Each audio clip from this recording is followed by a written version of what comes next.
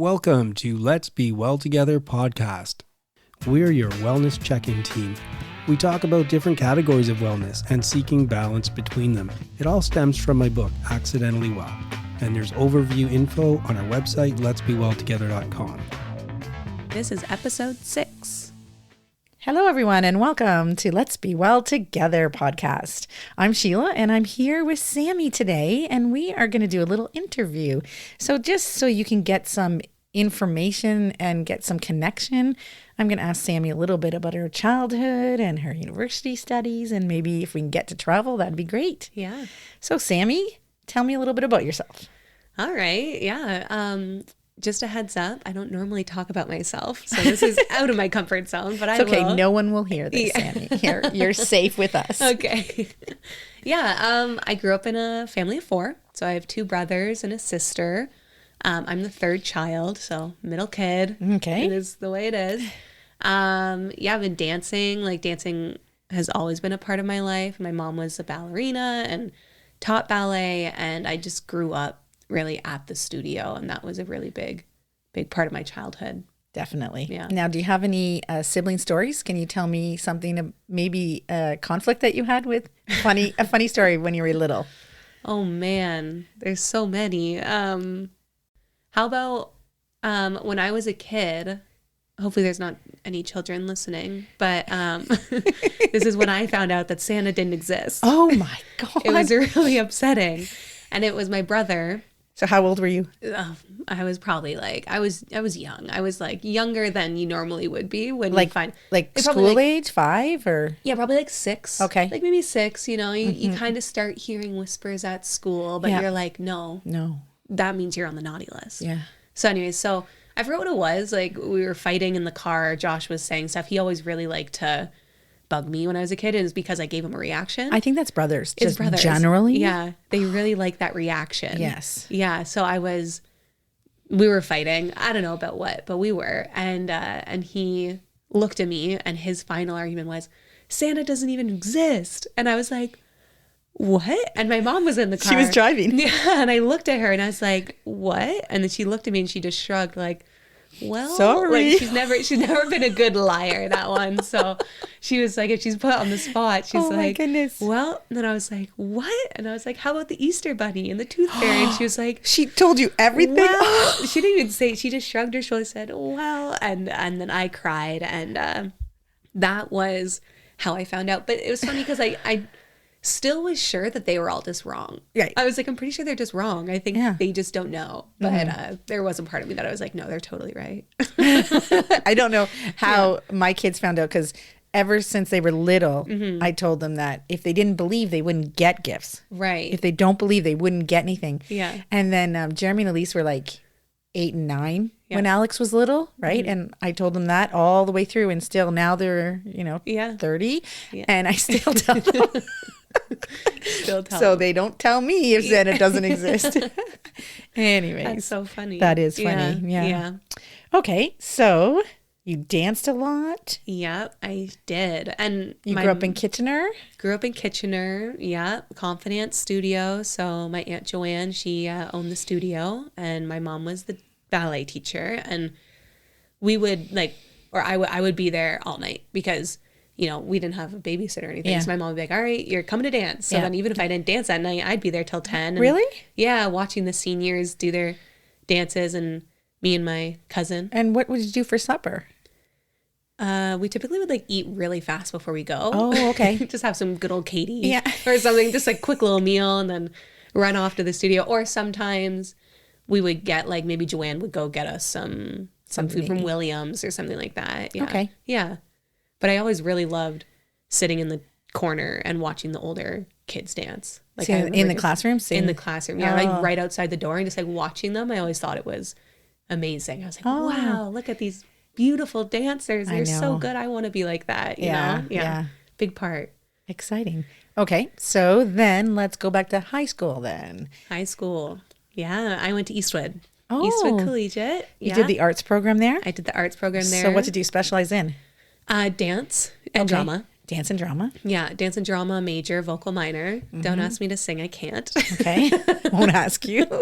I cannot sing, but you have to pick a minor, and I wasn't a very good drawer, so it was singing. Right. And so I did dance and drama, but I only did drama for my first 2 years, so grade 9 and 10, and then I was just doing dance. So I did the vocals also just grade 9 and 10, then grade 11 and 12 it was just dance. Right.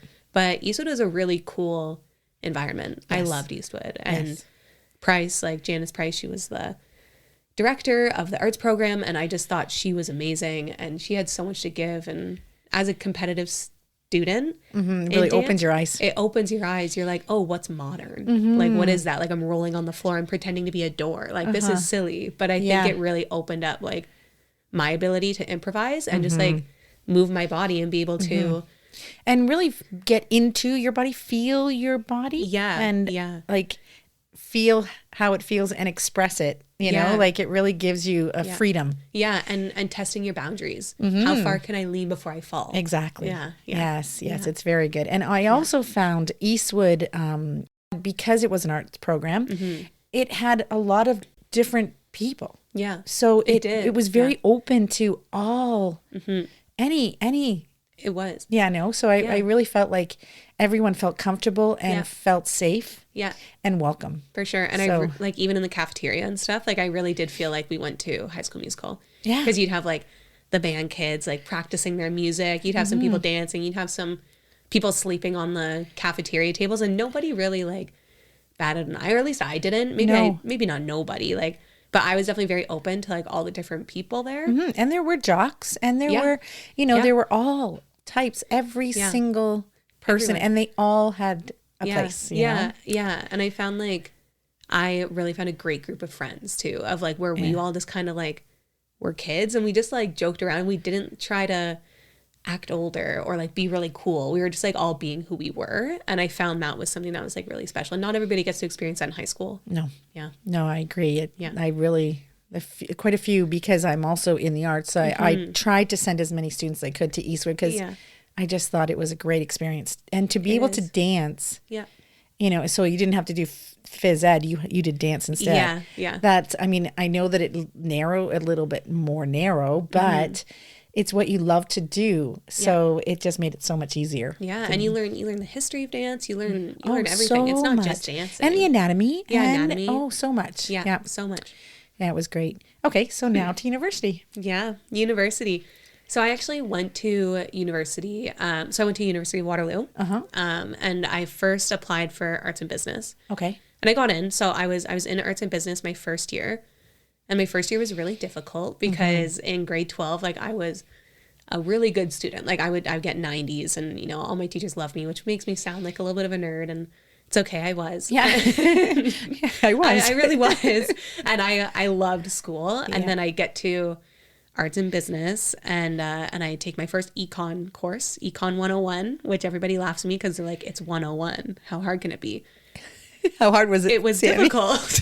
Well, because you're an arts major, so obviously English and history, and that's your thing. Yes, so this is math, writing. and and I was really good at math actually. Like okay. math, like in high school, that was like one of my strong suits. It was just like economics, which didn't really click in my head on how to understand it. So, anyways, I failed my first midterm.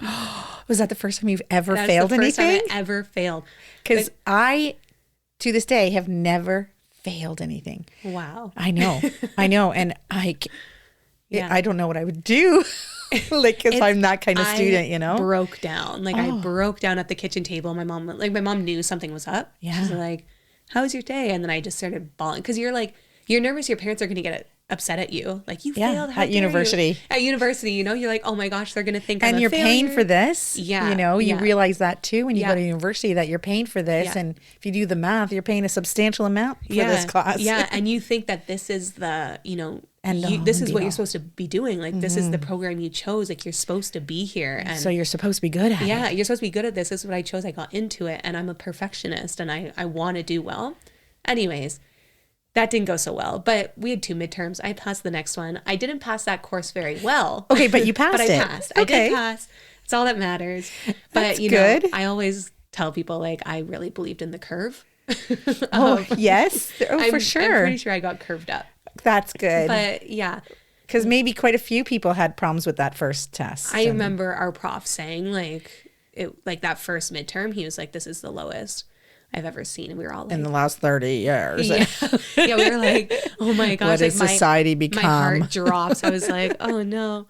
But in my first year, I also took my first peace and conflict studies course. Okay. And it was conflict resolution with an amazing prof. And I fully fell in love with that course. I fell in love with what I was learning, and just I was learning a lot about myself, but also about others. And that's when I decided to change my major to peace and conflict studies. And that's when I really found my people, found my profs, found I loved that course and that learning that and everything. And you learned everything from peace in the environment to restorative justice to conflict resolution to mediation. And there was a lot of really cool courses to take. So I'm really happy that I switched. And you did that after your first year? I did after my first year. And it was because of my mom. And she was she saw how stressed and anxious I was. And she was like, this isn't how it's supposed to be. Mm-hmm. She's like, you should be she loved her experience at university. She went back when she was 30 and she really loved it. And she was like, you should be doing something that you're excited about learning. You want to be there, and you have your people that you understand and they understand you. So I'm really thankful that she supported me in going and finding what I wanted to do. Oh, that's cool. Yeah. Okay. So we will learn more soon. Yeah. Guests are giving their time, expanding our minds. So today we're doing our first interview in the area of spiritual wellness. I'd like to introduce what we're thinking here. We're reaching out to people of different religions, outlooks and beliefs, many denominations, and we're asking about beliefs and rituals and holidays and traditions and symbolic stories. Many people don't know much about other spiritual beliefs. We won't be asking for official positions or asking any one person to speak on behalf of a whole group. We're looking for people's sense of things and perspectives and to put voices to other beliefs. Over time, we hope to learn more about many religions and outlooks. Our goal is to open people's eyes to the things we share in common, break down barriers, and dispel myths.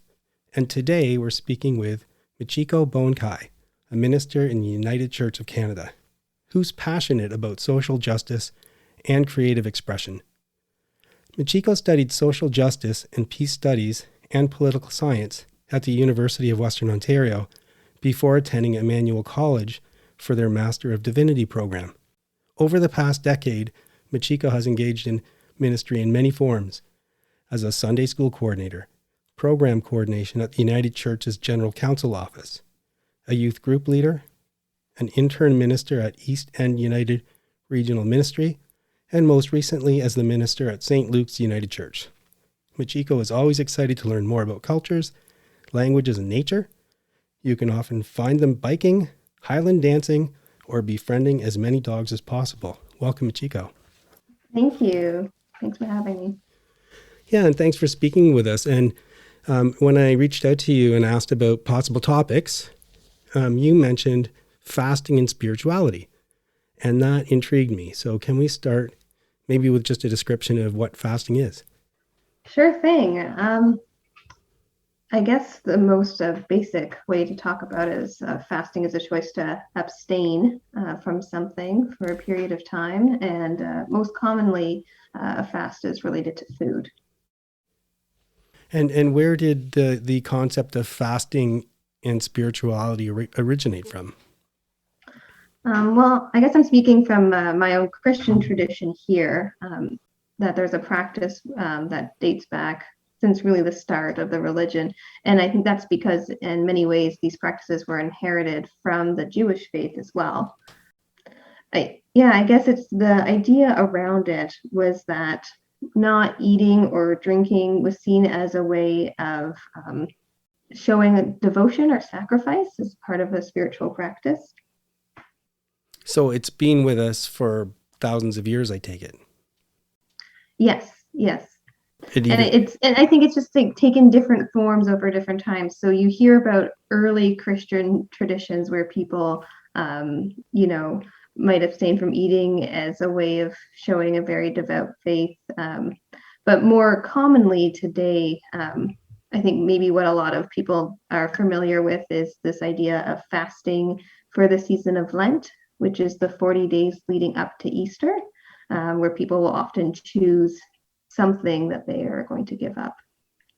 And would it be for the whole period, or so for example, you can't give up food for 40 days. So might you give up food for a certain time during the day? Or I suppose you give up cigarettes or drinking, or maybe that's over a little too edgy and it might just be something lighter than that you give up. No, I think it really depends on the person to make that decision. But no, it's not the same way as you might see in like Ramadan, for example, where there is an actual fasting throughout the day. This is often, you choose something that a one item that you might refrain from eating. Maybe your favorite food or something that you cherish.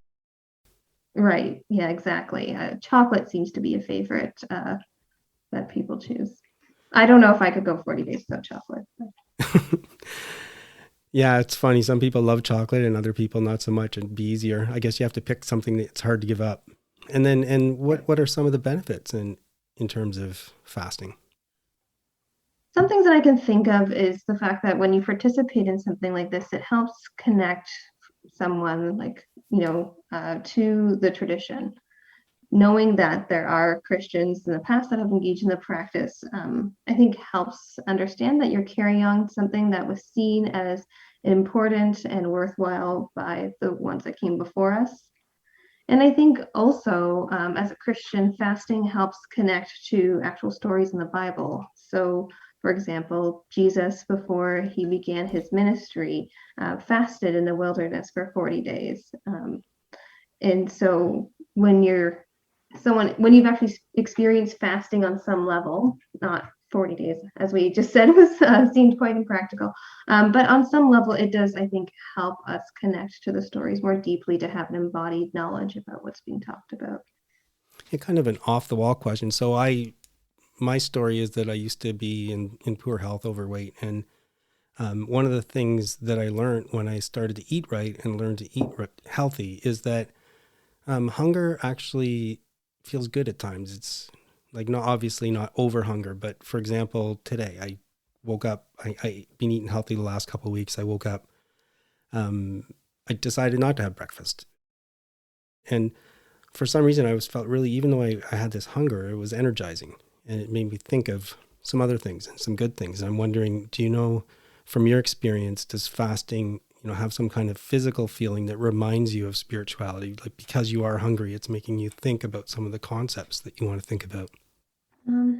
Yeah, well, how about I share about my last experience I had of participating in a fast. And for me, what was so important about it was that it was an act of solidarity. So there was this invitation that came out during the early months of the pandemic to join prisoners who were on a hunger strike throughout Ontario and Quebec, to bring awareness about the issues of COVID running rampant in prisons without proper sort of social distancing, personal protective equipment being made available to these people. And so for me, when I fasted, I think what was interesting is that when I noticed my body telling me that it was hungry, I was able to then use that feeling to remind myself to draw attention to the reason why I was fasting. So the hunger could become a cue for an invitation to return to prayer or deeper reflection about something, but also to connect me to knowing that that was also what was being experienced by others who were also participating in the fast or hunger strike. I can see that. And that's, it's one of the reasons that this morning I just tried not to eat for half the day, just to kind of see how that felt. And I can see that because it is a cue. There's definitely something internal that you feel when you're fasting, and that can act as a good trigger and reminder to the activity you're engaging in, the reason why you're doing it for. What are some of the things to be mindful of when engaging in fasting? One of the reasons why I thought it would be fun to talk about fasting on a podcast like this is because I'm aware that intermittent fasting is one of those buzz terms or trends right now in the health and wellness industry. And it's promoted, I think, sort of everywhere these days. And so I just thought, well, I think if it's going to be out there, it's important to see the ways in which, spiritual practice are reflecting those things. And so for me, I was interested in wondering how much do these practices, can they map onto each other or not? When I think about Christian traditions and practices, there were times when, as Christians, proving like this need or desire to be countercultural might have meant, as I mentioned, living in caves and isolating ourselves from society, and this fasting was an act of devotion. But when I think today about what it means to be Christian and practicing, I think one of the most countercultural things that we can do is love ourselves and take this concept of Christian love and not only extend it to others in terms of caring for our neighbors, but also turning it inwards. And I think oftentimes, the messages that come from diet culture and intermittent fasting being part of it is actually using shame or, fear, or saying that, getting fat is going to be the worst thing ever, so you have to starve your body.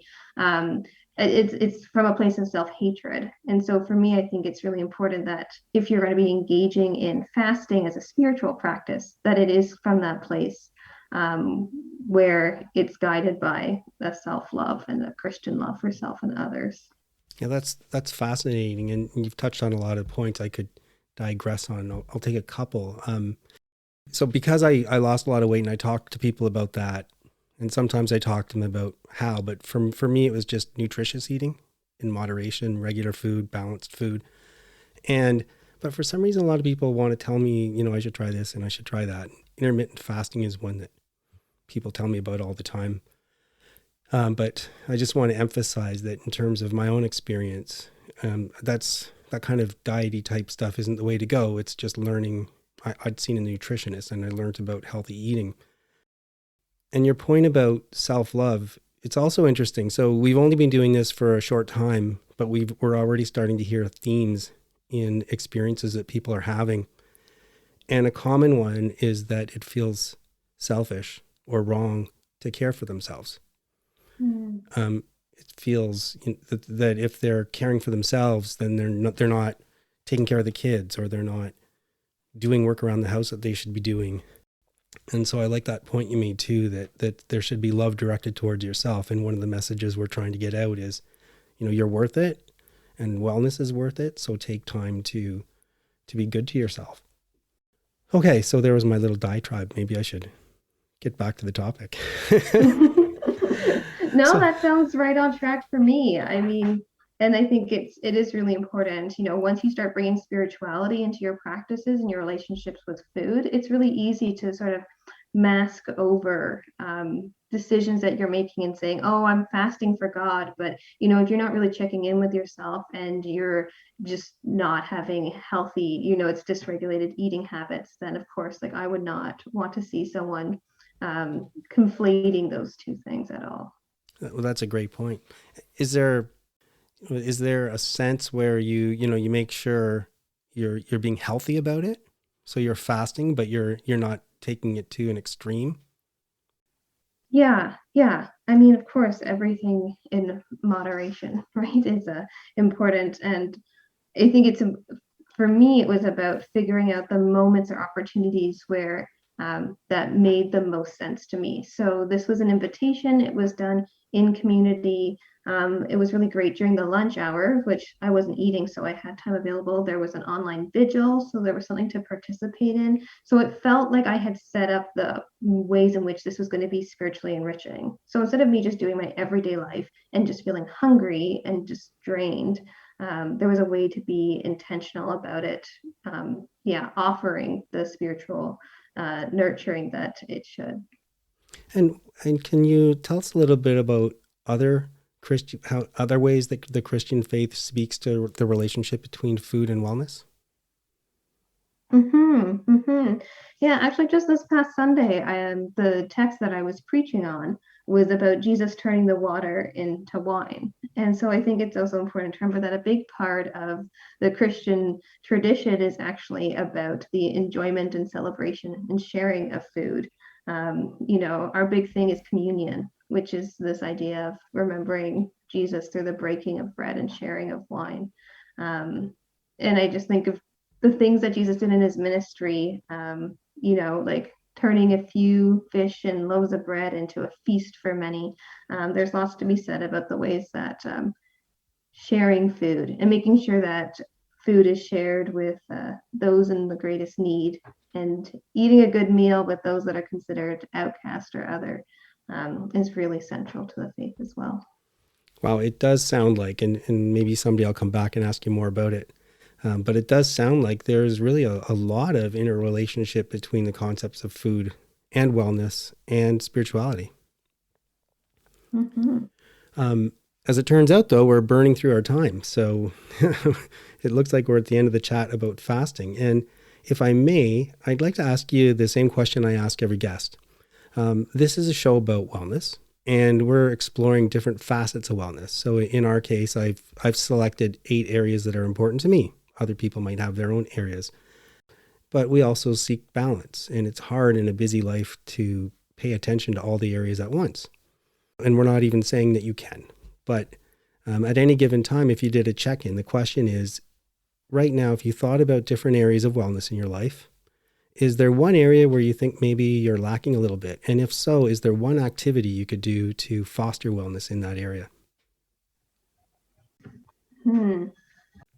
I kind of wonder if my answer is it's gonna be a paradox, because I think that in some ways the balance is around understanding the need for wellness to be in balance, so that it needs to be restorative. I think it can be really easy, especially during a pandemic when you're isolating and you're not getting out much, to feel like, oh, I've got this exercise routine. I got to hit this certain benchmarks or do whatever on a regular basis. And I think it's actually been healthier for me when I've been able to say, no, I'm tired, I'm under the weather, I don't need to be sort of doing that rise and grind, push my body to the max all the time. So that's been good. But I think, the other part is just being able to develop the routine on the other end, right? How the habit making is so important. So maybe it's just figuring out the habits that allow for that space to really rest and restore. Yeah, that makes a lot of sense. COVID's affected everybody in different ways, and I think each of us differently at different times. It's gone on so long that we've gone through a whole bunch of different versions of ourselves. So I take your point. Sometimes you need routine, and sometimes you've got to rest and give up the routine. So thanks for that. Well, listen, I really appreciate your time. It was great talking about fasting and spirituality and Christianity, and hopefully we can have you back again sometime. Right. Thanks so much, John.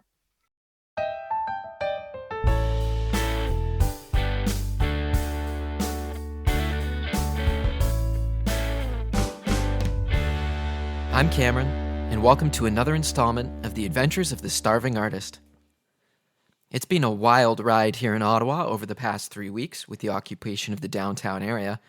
I live in the so-called red zone, and it's been an absolute noisy nightmare. But I'm pleased to report that over this past weekend, the Ottawa Police Service and supporting officers from across Ontario, Quebec, and elsewhere have successfully cleared out much of the downtown area, resulting, for the first time in weeks, in quiet.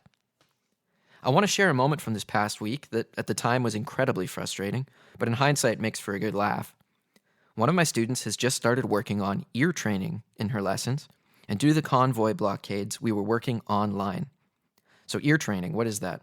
Basically, that's the ability to hear notes, chords, scales, progressions, music as it goes by, and be able to, just by hearing it, identify what it is that you're hearing. A super useful skill.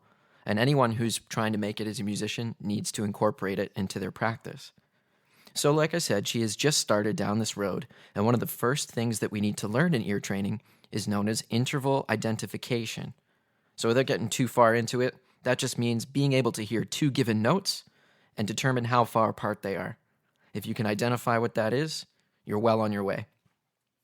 So to do this, typically, we start with 1 note, we play the other note, and then we slowly count through the notes in our heads until we find the one that matches, and that gives us the interval. An important part about this, especially when you're starting, is that it's quiet otherwise. It's very difficult to hear the 2 notes you're trying to hear and to be able to count through it. You don't have a written or visual guide to help you figure it out. You have to rely on your ear, which is fine, unless, of course, there are a bunch of truck horns going off.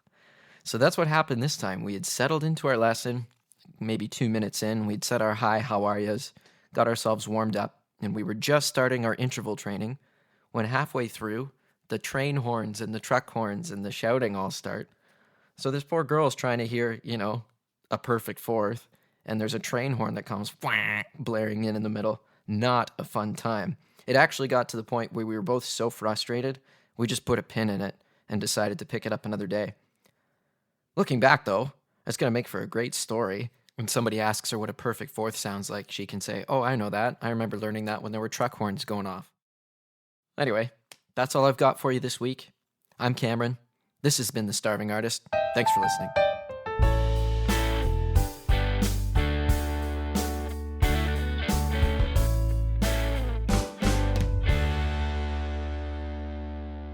If you like what we're doing and enjoy the show, please spread the word about us. Connect with us on social media.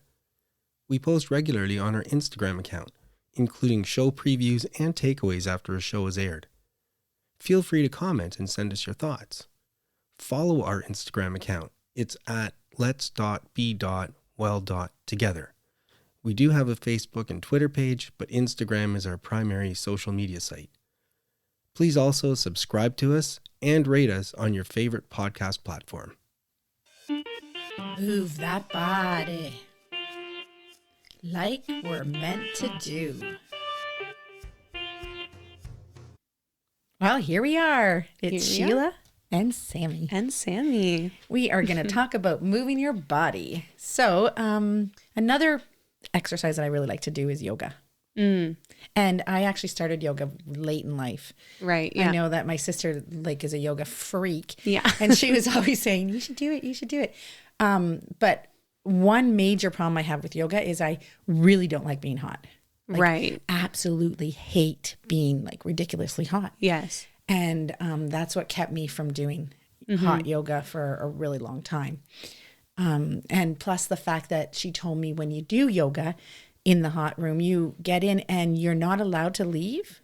Right. You're not supposed to leave. And I'm like, scary. Well, what if I have to go to the bathroom or I'm having a panic attack and you're just supposed to lie down. And so that actually produced panic attacks, just the thought that I couldn't leave. Yeah. Yeah. But anyways, I decided I'm going to do it because my daughter started doing yoga and then she started telling me how much I would love it. Yeah. And anyways, Are you doing hot yoga now? Well, I haven't done hot yoga since COVID. Right. But I just do yoga then. But that's how I started with hot yoga. Right. And I really love hot yoga. Yeah. Crazy, hey? Once you get used to the... Yes, it was really hard. A few things that I really like about yoga, especially comparing it to dance. Because when you're dancing, you try and push to the extreme. Yeah. And you push through things. It doesn't matter if you're tired. Doesn't matter if you're injured, doesn't matter if you're sore, doesn't matter if you're having an anxiety attack, get on the stage and perform.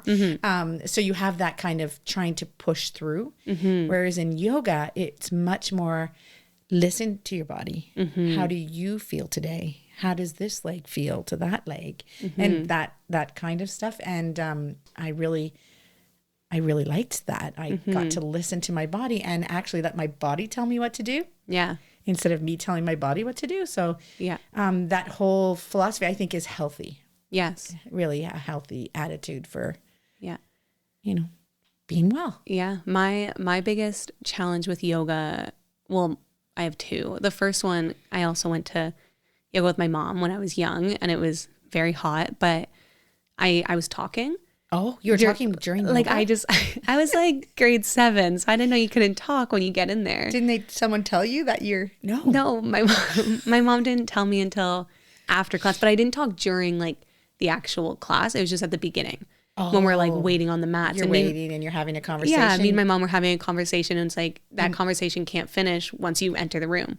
So it's so then I kept going and my mom was just very quiet and just kept looking at me why are you talking? And I was I didn't know we're not allowed to talk. So that was a big thing. But the other thing I found technically was the parallel, keeping your legs parallel versus dance, it's all Yeah. about turnout. So Yeah. it's completely different muscles Yes. and like staying, and it felt like wrong. Right. When I first did it, I was like, no, like I've trained my whole life to be turned out. Like, what do you mean? So now it's like turning in those muscles. Yes, and, yes. but now when I do it, like it feels way better because your body's aligned. So it's so different. Yeah. Yeah. It is very hard, you know, and that's the other thing I was surprised. Yeah. Because I was under the understanding that yoga is more meditative and controlled and relaxed. Yes. And More like it's, yin. Yeah. And it is hard. It's hard. It's hard to try and keep everything in balance. And then, you know, you're doing the yin and yang thing where you're trying to squeeze and trying to balance, but trying to, you know, the opposites. And it was, I really loved that too. Yeah. And it's a nice like hour and a half of where your mind's just like, not clear, but you're able to just focus on like what's going on and not have it going like 20 miles an hour. Yeah. Like they encourage you Yeah. continually to, Yeah. you know, stop your mind. Yeah. And like whenever I have a mind that comes to my head during yoga, it will like come in and then I have to like actively be like, okay, Goodbye. thought it, let it go. Like, okay, let Exactly. that thought go. And it feels really good to just let it go. So Yeah. that's yoga. That's yoga. I love it. Yeah. Yoga's great. Everybody try yoga. Try yoga. Yeah. And you can do a lot. Like if you just Google, there's classes online. Like you don't have to go anywhere and you don't even need a lot of space. No. Yeah. They do like 15-minute flows on YouTube and on Instagram where you can just join in and just do a little like extra stretching and, you know, just wake up, do a 5-minute flow and Exactly. and then move on. So you can just, it's a great way to start. Yeah, definitely. There's a thought. Popped up while running. So a theme that we come back to over and over again in our podcast, on our website, is that wellness is not a zero-sum game. And that's something that kind of popped into my head one day. So what is a zero-sum game? Essentially, a zero-sum game is if I get something, you lose it. So there's only so much available, and if one side gets it, the other side loses it. That's an oversimplification, but that's how you look at it. And I was thinking, well, wellness, is it a resource? Isn't it a resource? It probably isn't, not technically a resource, but maybe it should be. But let's think about resources, and I thought about water. There's only so much water in the world. So if I get it, you don't get it. Now, obviously, it rains and whatnot. Let's not get distracted. But the point is, if you imagine that there's only so much water, if I drink it, it's not available to you. But what about wellness? Another kind of odd thought that popped into my head is when you're on the airplane, they say make sure you take the mask, the oxygen mask, if there's a problem, and you use it first, and then you help those around you who need help putting on their mask. And these thoughts kind of combined, and I was thinking, yeah, if I can enhance my own wellness and get myself in better shape that way, maybe I can help and inspire people around me to increase their wellness. And then that thought of increasing, I don't take wellness from anybody. It didn't exist before I created it in myself or inspired it in others. I'm not getting it from a resource like the water where once I take it, it's gone. And so what a thought that if you think of wellness like a resource, but an unlimited one that each of us can try and enhance and grow by trying to take care of ourselves. And then as a consequence, often what happens is if you start to feel good and you start to do things and you start to shine a bit, people around you think, hey, you know what? I like what I'm seeing there. And it inspires them to do something a little bit. And then they increase theirs. So the thought that popped into my head that day was that wellness can be a resource. And fortunately, it's not a zero-sum game. And we can help ourselves and we can help the people around us. And let's just fill this whole world up and make it overflow if we can. It's me. Yeah. Just let me say, flip side of the coin. So we are back. We're back. And the other day, someone asked me, well, they actually were having a conversation about when they were a child, they thought that their parents knew everything. And now that they're in their 20s, late 30s, they now realize that their parents probably didn't really know as much as they thought they did. Well, at least it wasn't our kids, which is true, by the way. True that we don't know what we're... No, that you fly by the seat of your pants most of the time, and you Right. just try and come across like, Yeah. you know what you're doing. Yeah. So I definitely had this experience in my life thinking that I was an adult, but I didn't feel like an adult. I didn't ever feel like I knew what I was doing or I had my act together. So one time, I think just a few years ago, actually, so my mom was like 70 maybe. And I said, like, when did you feel like an adult, like an actual adult, and I'm now grown up and responsible and know what I'm doing with my life and everything?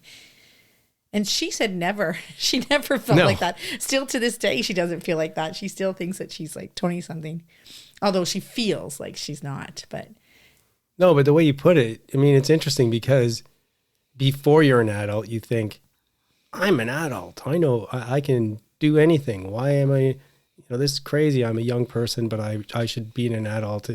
And then the older you get, the more you're thinking, oh, I want to be a kid again. Or I don't actually feel like I'm any older than a teenager, 20-year-old.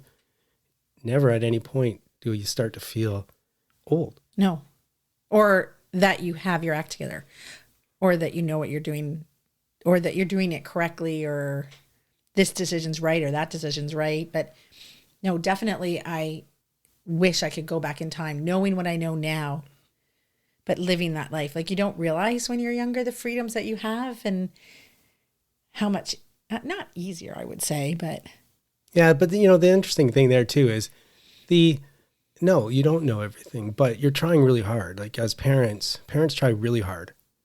And do they always get it right? No, but they deserve credit for the work that they do. And so, I don't think the answer is, hey, I thought you guys knew what you were doing, and now it turns out you're flying by the seat of the pants, and therefore what? I mean, therefore, amazing, we did it.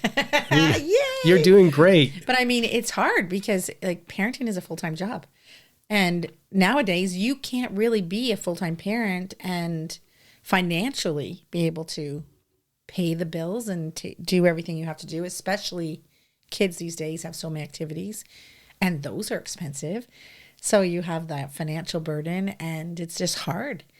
It's hard to do everything right. Or So what did you say to this person, if anything? well, I just said, yeah, no, I don't feel grown up.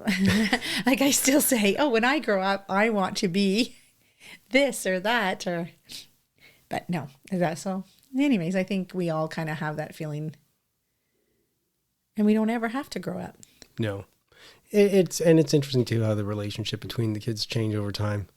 When you finally get to the point where you can have that kind of conversation. Luckily, we've never had to do that. So let's just not bring it up. But I actually brought up the ignorance is bliss theory because I used to hate the word ignorant because it just sounds rude. You're ignorant. But and plus my personality, I have to know everything. I have to know what's going on all the time. And I want to know, hey, what are you guys talking about? What are you talking about? Like, I need to know everything. And now in my adulthood, I realize that I don't need to know everything. And nor do I want to know everything. Like sometimes you can't unlearn things sometimes. That's a good point. Sometimes you wish you could. So ignorance is bliss. It's like if people say to me, which you say a lot, like, oh, you don't need to know that. I used to be like, well, what is it? What was it? I just want to know, and then I won't repeat it or whatever. But now I'm like, yeah, okay, I don't need to know it. Good. Yeah. Well, I don't know if I agree with ignorance is bliss. I'm still too curious about, but it depends on what it is. If it's gossip, I'm not really interested in gossip, but figuring things out, I am. Well, I think knowledge, if it's general knowledge, you can find out. Like I think if you want to learn something about it or about whatever, you can. But if it's just not gossip, but what happened or a murder or, anything, like you don't need to know. No, that's true. Everything that's going on all the time. Yeah.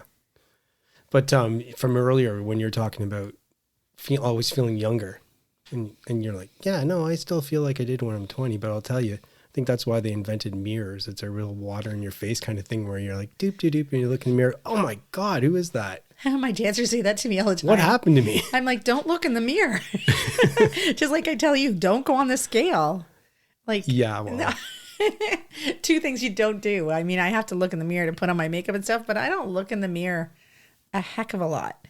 okay. Well, I guess we're finishing up, and I'll try not to step on a scale, try not to look in the mirror. Maybe I'll sleep better Excellent. before I go to bed. Yeah. Okay, Perfect. See you next time. Bye. Please remember that we're not providing advice. We hope to inspire you to work towards balance, and we urge you to consult with qualified people if you need advice. The people on the show are speaking in their personal capacities. Their views expressed are their own, and don't represent the views or opinions of their outside contacts, their employers, or anyone else. We try to get things right, but we can't guarantee everything we say is correct, or that the things we talk about will work for you. Let's be well together, and let's be sure to do that in a safe way. All right. That's the show for us this week. Thanks so much for joining us. I know I'm looking forward to getting out and about and hopefully the warmer weather and going for a couple of walks this week. What's going on for you this week, Sheila? Well, I actually had a really rough week last week. I was sick. So I didn't get to go to the gym at all. I just tried to survive, but I'm feeling much better now. So I'm hoping to go to the gym and get back into exercising. What about you, John? So, yeah, I'm wondering if I'm going to catch this. So our son, who lives here, works at the hospital, and he's gotten through this whole COVID thing, luckily, without catching it. And he still hasn't, but he got a wicked cold. And it started with a sore throat, and then a few days later turned into something else. And then it was a terrible cold, and then Sheila got it. Mm-hmm. And then about 3 days ago, I woke up with a sore throat. So I thought it was going to hit me. So I took it easy off. I ran before I had the sore throat, but then I didn't. But it hasn't hit me yet. The sore throat just kind of faded. So I keep waiting for it. It hasn't hit. So today I went out for a nice long run and I felt fine. So I'm hoping then, so the big thing for me is I'm doing the Waterloo Half Marathon on May 1st. So I'm going to actually start, like, even though now I could go out and run a half marathon, I'm going to actually do some training, push myself a bit so I can try and give myself a little bit of a target time. So this week I'm going to start training for that, which means strength training, core training. So I got to get my act together. How about you, Julie? Well, I can't say I'm going to be doing a marathon this week. Half.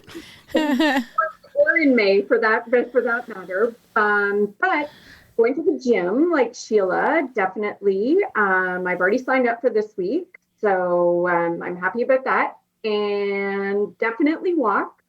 I try to get a walk in a day. So that's on the agenda. And then we have scheduled going away for some skiing on the weekend. Friends of ours live next door to Mont Cascade, just over the border. Okay. In Quebec from Ottawa. And so we're going to go skiing for a couple of days. Wow, that's lovely. That's a good Hopefully. segue. It's a good segue because that's what Sammy's doing this weekend, which is why she's not here with us tonight. She's out skiing in Collingwood and Pretty much for the first time. yeah, so we saw some video and it looks like she's having a blast. It's really exciting for her. So we're hoping she's having a great weekend. And that's it. So thanks, everybody. And that's a wrap. That is it for today's show. Please try and make wellness a priority. You deserve it. If you feel the need to talk to someone or ask for help, please do that. Accept yourself for the person you are. So long. Adieu. Auf Wiedersehen. Goodbye.